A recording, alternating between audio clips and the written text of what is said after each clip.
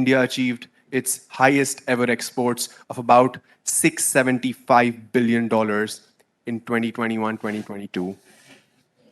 As Minister of Consumer Affairs, Food and Public Distribution, he led the implementation of the world's largest food security program, Pradhan Mantri Garib Kalyan Ann Yojana, by distribution of free food grains to nearly 80 crore people over 2 years, providing support to the poor, vulnerable,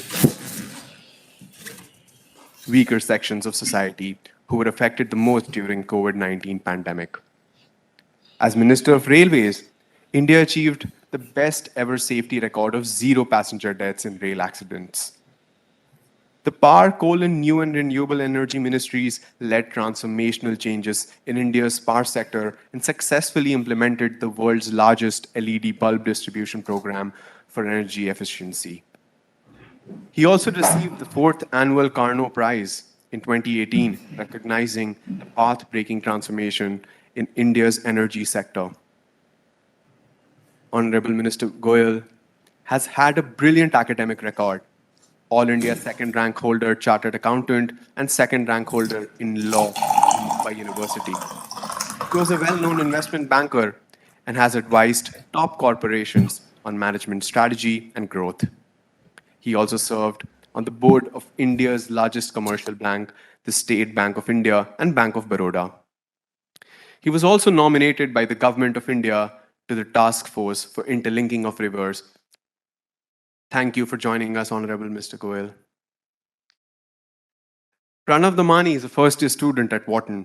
He completed his bachelor's in mechanical engineering from IIT Bombay in 2018, post which he spent 4 years working in private equity at Blackstone. At Blackstone, Pranav played a critical role in their investment in Akash Education and its $1 billion sale to Byju's, and also in their recent investments in VFS Global and Ask Asset and Wealth Management. I request Pranav to take it forward from here. Honorable Minister, thank you for taking out the time to speak with our audience. It's an honor to interact with you today. The theme for today's conference is India, leading innovation in the age of uncertainty. India celebrated its 75th anniversary of independence in 2022 and is today well positioned to be an example setter for other emerging nations. There are many policies that are being planned and implemented to make India a $5 trillion economy. In your view, what are the most critical and impactful reforms that will help us get there? Thank you, Pranav, and thank you, friends from the Wharton India Economic Forum. I believe it's your 27th edition, and I compliment you for keeping the fire alive and keeping the dialogue between students of Wharton and India ongoing for so many years. I think the last 8 years particularly, and then if we go back the last 30 years, India has been evolving. A lot of structural changes that took place in the last 8 years have had a significant impact on the way the Indian economy is poised to take off in the next 25 years. To name a few, I think GST, getting the whole nation onto one tax structure.